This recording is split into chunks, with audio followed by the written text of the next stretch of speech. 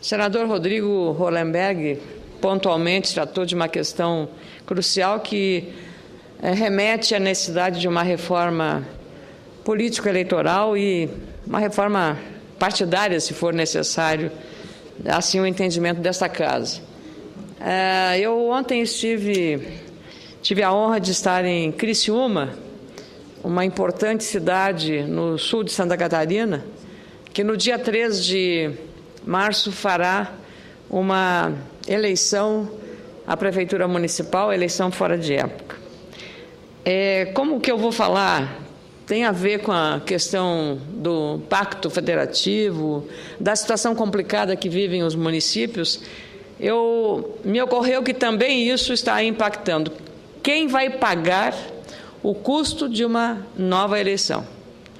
É preciso que o Poder Judiciário, que tem judicializado tanto a política em nosso país, e nós que às vezes queremos judicializar o judiciário, ou politizar o judiciário, melhor dizendo, politizar o judiciário é a palavra mais correta, nós temos que nos entender para que a sociedade não acabe sendo penalizada pela demora do judiciário, nas sentenças que precisa tomar, nos julgamentos que precisa fazer, sob ficha limpa e sobre todos os processos. Porque não é possível deixar um candidato, sob o risco de uma impugnação, disputar uma eleição, ganhar, como aconteceu lá em Criciúma, com quase 80% dos votos, e a decisão do eleitorado ser ignorada. As razões, claro, o judiciário tem para fazer e tomar decisão, e decisão jurídica se cumpre.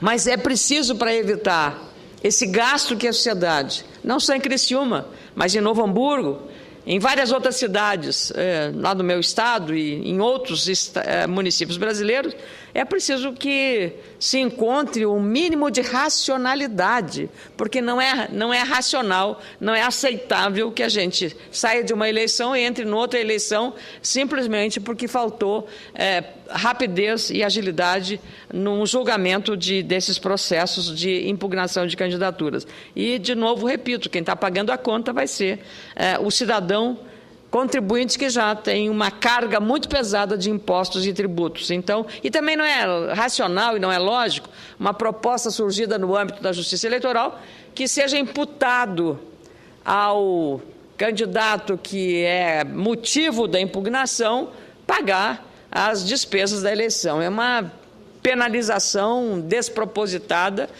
por mais que aparentemente possa aparecer perante a visão da sociedade que seja isso correta. Mas temos que tratar desta matéria com a seriedade, a rapidez e a responsabilidade que ela merece. Mas, por falar nessa eleição, aliás, queria cumprimentar lá o Márcio Búrigo, que é do meu partido, o atual vice-prefeito, que disputa a prefeitura, numa aliança com o Verceli Coral, que é do PSDB, e mais 10 partidos coligados numa aliança que espero a comunidade de Criciúma tenha a sabedoria, a prudência e a seriedade para uma decisão soberana, popular e democrática no dia 3 de março. Estava lá o colega Paulo Bauer, estavam lá várias lideranças, o ex-governador de Santa Catarina, Esperidião Amin, e muitas lideranças nacionais de todos dos partidos que integram essa aliança. Então, eu espero que Criciúma dê mais uma vez uma demonstração da sua sabedoria e da sua competência no processo democrático. Isso vai acontecer, não tenho a menor dúvida, no dia 13 de março. Mas caro presidente, o seu estado, o Acre, não tem tantos municípios como o meu, Rio Grande do Sul, quase 500 municípios. Mas não importa, pequeno ou grande número, os municípios brasileiros estão hoje sofrendo de uma doença muito séria, um desajuste muito grande. Há uma sobrecarga nas contas municipais causada pelo que a gente pode convencionar dizer terceirização, senador Cristóvão, das responsabilidades que deveriam ser da União e dos Estados, mas entram na pauta e deveriam entrar aqui na pauta do nosso Congresso Nacional para evitar o que está acontecendo agora, que é injusto e inaceitável. Um estudo feito pela Associação Transparência Municipal, publicado hoje pelo jornal Valor Econômico, mostrou que os municípios brasileiros gastaram 19 bilhões de reais no ano passado, ou no ano de 2011, para oferecer serviços à população que, por lei, deveriam ser custeados pela União e pelos Estados. Então, além de já terem problemas sérios para administrar, os gestores municipais ainda têm que suportar esse aumento de ônus das suas responsabilidades. Serviços da Junta Militar, por exemplo, manutenção do posto dos Correios e Telégrafos, das unidades municipais de cadastramento dos imóveis rurais. São só alguns exemplos de obrigações que deveriam ser custeadas pela União ou pelos Estados nos municípios. No entanto, as prefeituras estão pagando essa conta pesada e eu considero injusta. Diversos prefeitos que tomaram posse no dia 1º de janeiro, estreantes ou reeleitos, estão frustrados depois de terem participado de um encontro nacional dos novos prefeitos e prefeitas aqui em Brasília, entre 28 e 30 de janeiro, com a presidente Dilma Rousseff. A iniciativa é importante, essa relação direta, mas o prefeito de Ilhéus, da Bahia, nem vou usar o caso do meu estado, de Ilhéus, da Bahia, que é do meu partido, casualmente, o partido que ajuda o governo aqui no Congresso Nacional, Jabes Ribeiro, prefeito de Ilhéus, do Partido Progressista, avaliou que, mesmo se tratando de um encontro importante para aproximar os prefeitos dos administradores federais, a conversa não resultou em ações práticas sobre um novo pacto federativo. Faltou, segundo o prefeito baiano, uma discussão aprofundada e produtiva a respeito da necessidade de se implantar no Brasil uma ação capaz de reduzir a dependência dos municípios da boa ou da má vontade de Brasília. Ele tem toda a razão. Ou seja, na hora de anunciar pacotes de bondades aos prefeitos, o Poder Executivo se reporta diretamente aos prefeitos. Mas quando esses mesmos prefeitos precisam solucionar seus problemas, não há a mesma abertura, não há o mesmo diálogo. Em artigo publicado hoje no jornal Correio Brasilense, o prefeito progressista de Ilhéus, o Jabes Ribeiro, fala sobre as dificuldades de administrar um município que depende quase que inteiramente dos recursos repassados pelas instâncias estadual e federal. O editorial do Globo de hoje também traz algumas informações esclarecedoras sobre o modelo rígido que se reproduz de cima para baixo, da União em direção a cada um dos 5.568 municípios brasileiros. São prefeituras que dependem muito, ou quase só, dos repasses federais para sobreviverem, especialmente aquelas pequenas, com menos de 10 mil habitantes.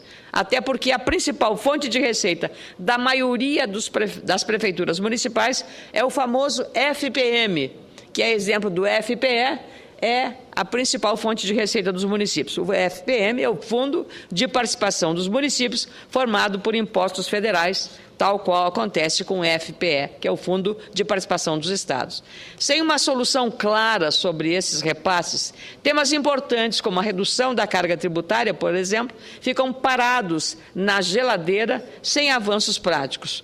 Os municípios precisam de viabilidade fiscal e de receita. É difícil para os prefeitos, sobretudo os novos, assumirem a prefeitura com fama de peso morto ou sanguessugas do contribuinte nacional. Enquanto não ocorrer um real e novo pacto federativo com ações concretas e políticas claramente focadas para os municípios, não teremos avanços importantes na área social nem econômica de nosso país. Em outros países, os valores repassados pela União para os municípios representam 40% das receitas federais. No Brasil, 60% desse recurso fica na mão da prima rica, a União, enquanto os municípios brasileiros, os primos pobres, amargam dificuldades financeiras com apenas 15% 12% dos repasses. Desonerar as folhas de pagamento dos municípios já traria um fôlego importante para a melhor gestão das contas municipais, especialmente a dos mais endividados. Aliás, o presidente da Confederação Nacional dos Municípios, Paulo Zilkowski, do meu estado, que conhece bem não só a situação dos municípios do Rio Grande do Sul, mas de todo o país, sabe bem que reduzir simplesmente o número de municípios não é a solução mágica para a situação de penúria de muitas prefeituras. Considerando a população brasileira superior a 193 milhões de habitantes, o Brasil tem menos municípios que Estados Unidos, França, Itália e Alemanha, isso em termos proporcionais. No artigo publicado hoje no jornal O Globo, o líder municipalista do Rio Grande do Sul, Paulo Zilkowski, demonstra a existência de municípios novos que multiplicaram por mais de 20 vezes seus produtos internos brutos, respectivos, após 1988, quando a Constituição Federal foi promulgada. São situações que têm contribuído para melhorar os indicadores de saúde e de educação, especialmente dos municípios menores.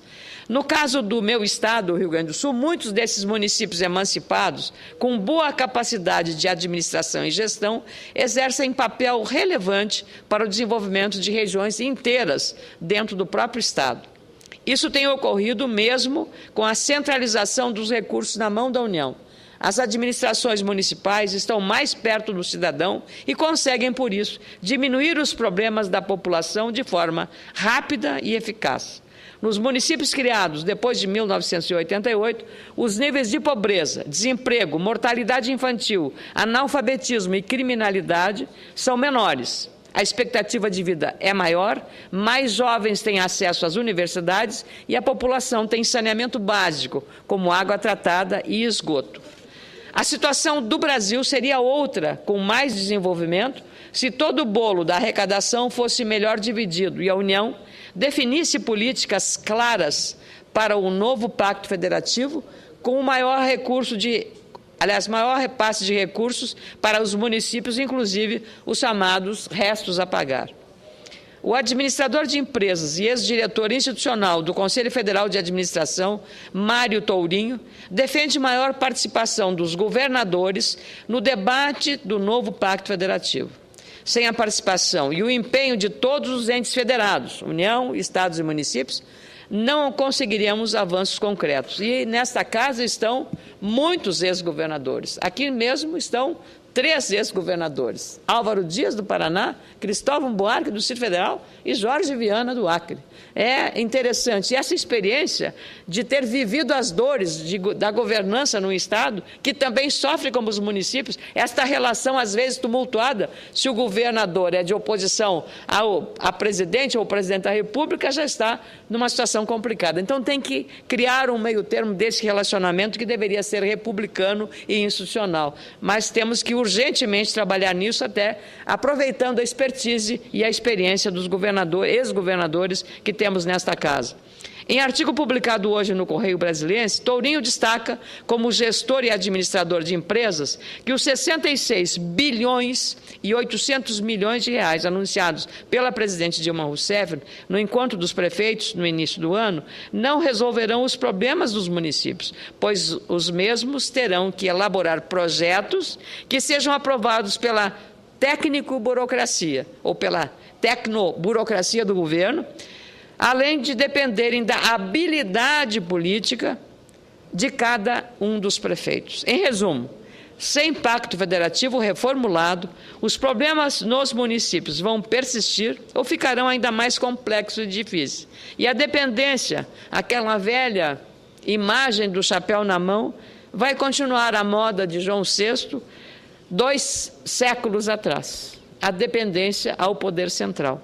Não podemos, e nem a democracia brasileira pode se suportar tamanha dependência, tamanho jogo político. Basta avaliarmos a situação atual do Congresso Nacional, do Judiciário e do próprio Executivo para verificarmos como as decisões temporárias, quebra-galho ou puxadinhos políticos aumentam os problemas do nosso país. Por causa da insegurança jurídica em torno da votação de mais de 3.000 vetos presidenciais pelo Congresso Nacional, mais de 470 bilhões de reais referentes aos royalties do petróleo, por exemplo, ainda não estão garantidos aos municípios, segundo a Confederação Nacional dos Municípios. A Advocacia Geral da União já pediu ao Supremo Tribunal Federal que reconsidere a determinação de o Congresso apreciar os mais de 3 mil vetos. Enquanto essa questão não é definida, não podemos aprovar projetos importantes que afetam a todos, como o novo Fundo de Participação dos Estados, FPE, por exemplo. A ideia até de que se traga essa matéria diretamente ao plenário, sem passar pelas comissões técnicas necessárias, que está com a relatoria do competente senador Walter Pinheiro, do PT da Bahia. Nós temos muitas coisas a fazer, muitos desafios a enfrentar. Portanto, senadores, senadoras, esta Casa precisa ter compromisso com a viabilidade financeira e política dos municípios e também dos estados, sejam eles do Sul, Sudeste, Norte, Nordeste ou Centro-Oeste. Com muita alegria, concedo a parte ao senador Álvaro Dias e depois ao senador Cristóvão Buarque. Para assinar embaixo do seu discurso, sempre oportuno, mais do que nunca, os municípios, as unidades federativas estão necessitadas da defesa na tribuna do Senado, da Câmara e principalmente no Poder Executivo.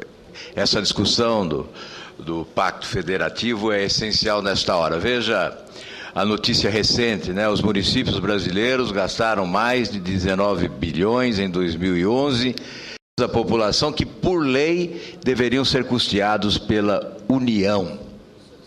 Portanto, são 19 bilhões em 2011. O governo federal vive fazendo cortesia com o chapéu alheio, repassando encargos, não repassando recursos de forma compatível com os encargos repassados, exigindo cada vez mais dos municípios, convocando os prefeitos para um convescote em Brasília, de quando em vez. Os prefeitos voltam de chapéu na mão, de mãos abanando, né? Chegam com o chapéu na mão e voltam de mãos abanando. E nós verificamos esse balanço ao final de 2011. Portanto, nós temos que assumir a responsabilidade do Congresso na luta em defesa dos municípios brasileiros. Parabéns a Vossa Excelência.